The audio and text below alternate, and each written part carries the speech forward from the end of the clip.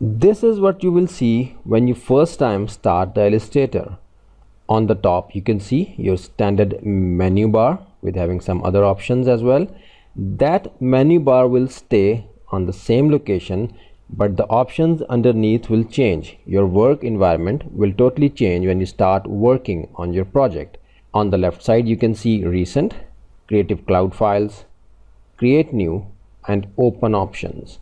You will see a list of those files which you have recently worked on, but because we have just started working on Illustrator, that's why we are not having any list here. You can open any predefined document from here. You can create a new document from this option or from this option, or by going to the files menu and selecting the new option, or by using the Control N for Windows or Command N for Mac shortkey. So this is what you will see when you start working on Illustrator.